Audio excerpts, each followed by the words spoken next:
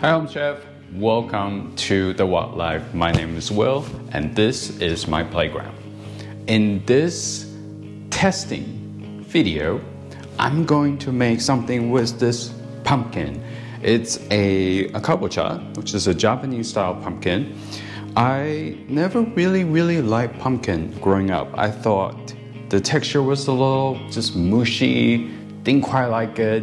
But as I get older, I felt like, oh, pumpkin is turning the mushiness actually really thicken the sauce and make it quite creamy. So today I thought maybe I will do something with the pumpkin since it's in season and test out this new recipe. I just have composed this in my head. We'll see how it turns out. But today mainly I am going to make a Japanese curry base, almost like a dip. And then going to do pumpkin tempura to dip into that curry sauce. We'll see how it goes. Can't guarantee how it's going to turn out. Maybe it'll be great, maybe it won't. You have to wait till the end to find out. But let's start with this pumpkin, shall we? I'm going to use half of it as the base and the other half to turn it into tempura. So I've never carved a pumpkin, so I don't really know how it's gonna go. But let's, it's really tough skin.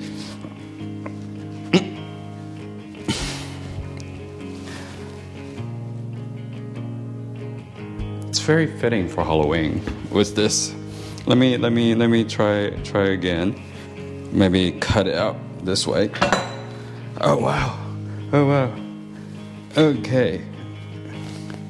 I'm really afraid of cutting myself, actually. So I think I'm gonna go in, cut down on the side. Okay, that seemed to work. And now I'm sweating, it's a workout. The other side, oh, I can see it's kind of splitting now.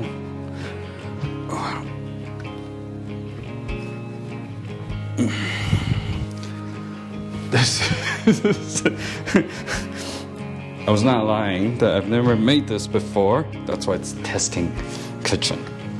And that's why this is a playground. Okay. Alright, here we go.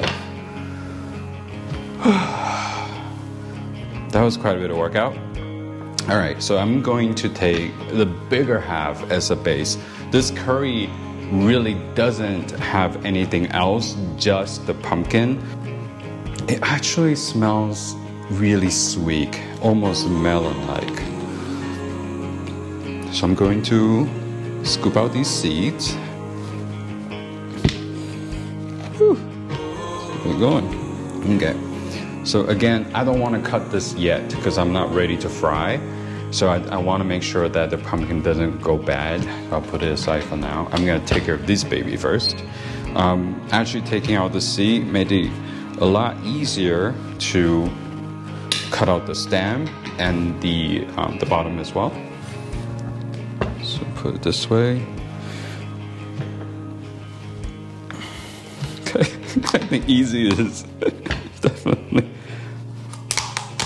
overestimated. Okay, here's the head. Let's look at take the bottom out. There we go. Whew. That was quite a force.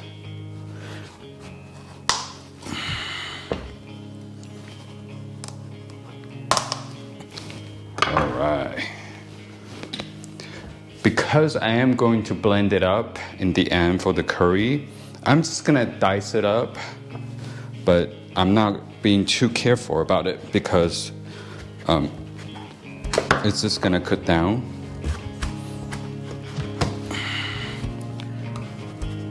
Big chunks, that's okay. Again, stewing it down. So, not very concerned there.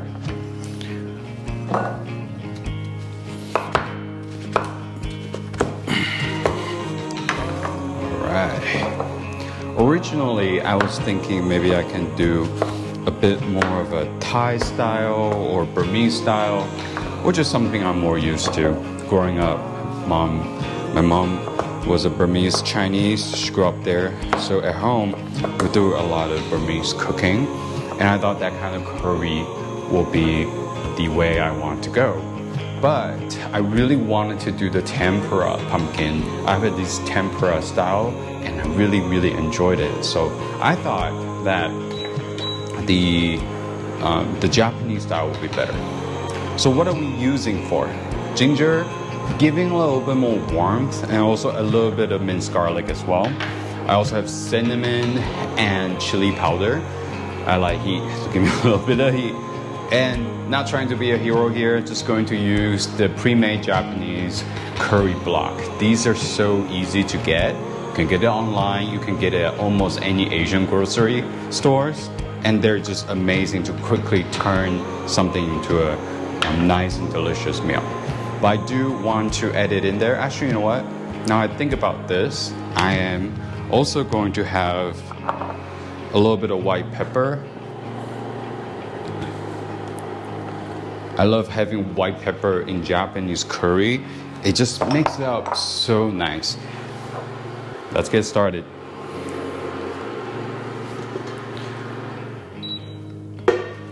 The trick to using a wok to make sure that it doesn't stick is it really has to hit smoking point.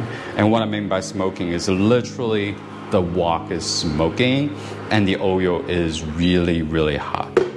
Okay. We're going to start off with the ginger and the garlic going in, no problem, together.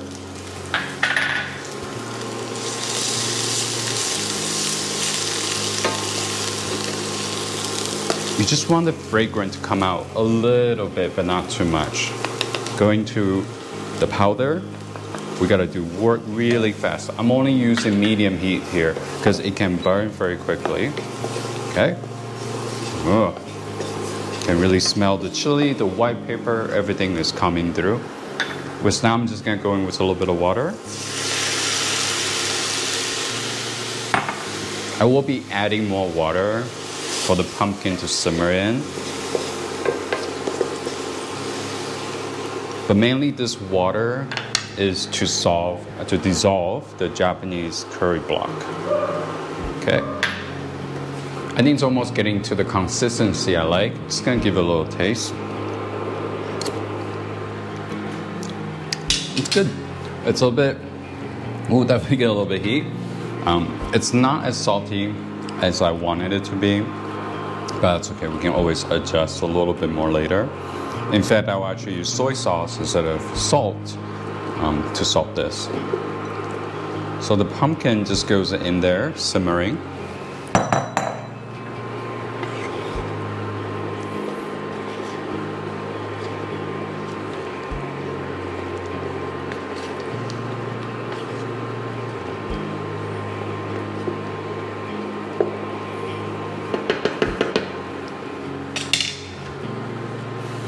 So I'm gonna let it simmer away for about 25 to 30 minutes. Once that you can grab a skewer or a chopstick, pokes right through, then we can blend it up.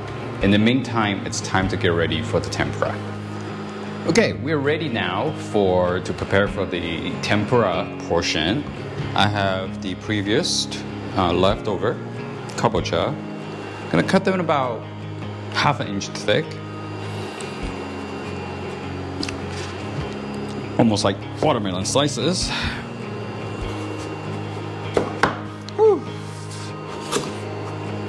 Still a workout. Oh. The pumpkin is cut. Let's prepare our tempura batter. I'm using cake flour and you can see there are ice in here because we're going to have a very cold batter. I'm also using the equal amount of club soda. Just going in there. And also an egg. I'm just gonna go, like you don't wanna over mix it. Part of using the cake flour is that it is going to be less glutinous, and that's why you don't want to over mix this, because you want it to be a very loose batter. And you want it to be a very cold batter as well.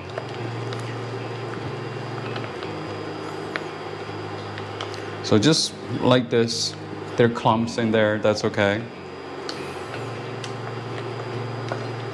And the ice is gonna melt and keep it cool. Okay, like this. I'm just gonna drop a little bit into the oil and see if it's ready. And it looks like it's ready. It goes down and then floats up right away. So I'm gonna just drop each one of these in there. They don't really need too much. I think that's okay. I think the pot probably can take about 3 or 4. You don't want to crowd them. Well, let's get frying.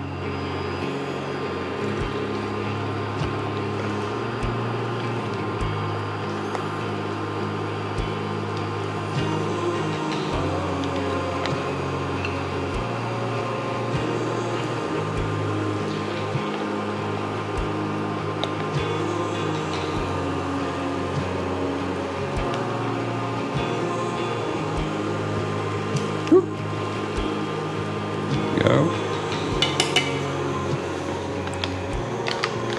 Just gonna let it sit there for a little bit. I also have a tray ready with a rack, so when it comes out, it's not going to be touching the surface, or some people like to use paper towel to soak up the oil, but it will make the bottom part of it a little bit soggy. So I quite like to use a wire rack. They look ready. Let's pick them out. Gonna use a slaughter spoon or little spider if you like.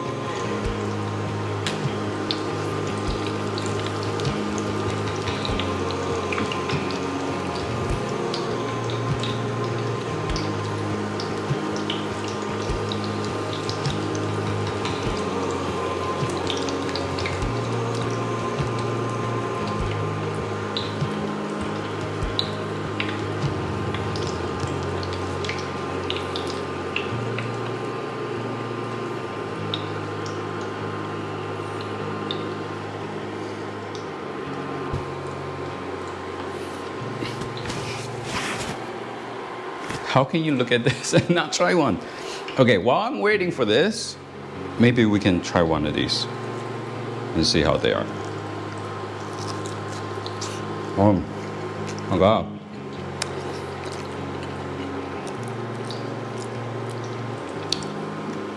It's so good. The kabocha is so sweet.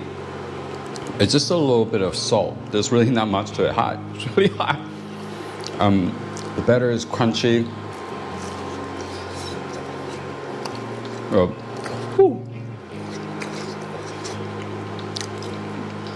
The contrasting texture between the crunchy coating and just the soft, almost buttery, chewy texture of the pumpkin is great contrast. So, excuse me, I'm gonna finish this now. While that's cooled off a little bit, let's look at our curry sauce. It's looking great. The pumpkin is really soft right now. You can see, just cut it right through like that. Okay. So to make this into a complete sauce, I use actually just a masher. It's like a potato masher. You can also just send it through a blender if you like.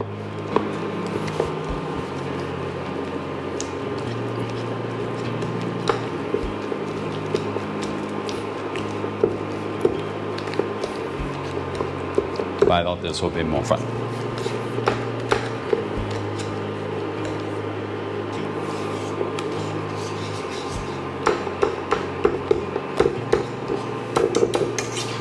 That was certainly a workout, but I think it's smooth now.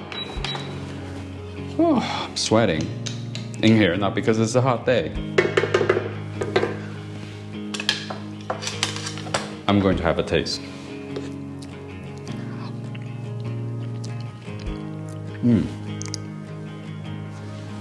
Really creamy.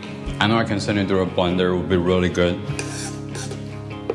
But the ginger warm, the curry, it's nice, really thick consistency and creamy. That little bit of white pepper and chili pepper gives a little heat, but not too overpowering. Yeah, I cannot stop eating. No. The way that I'm going to assemble it is put this into this little bowl.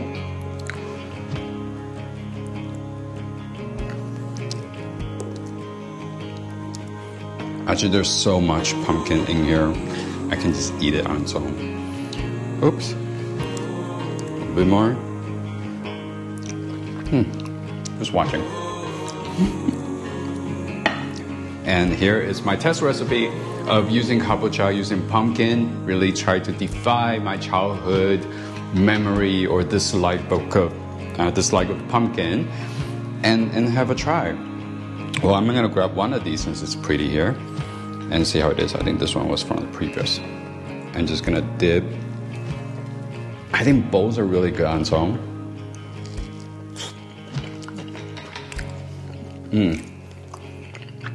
It's just like the softness, the richness from the curry, the crunchy bit adds a little bit different texture to it.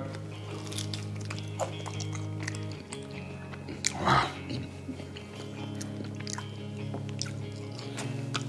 I would say this recipe is a success.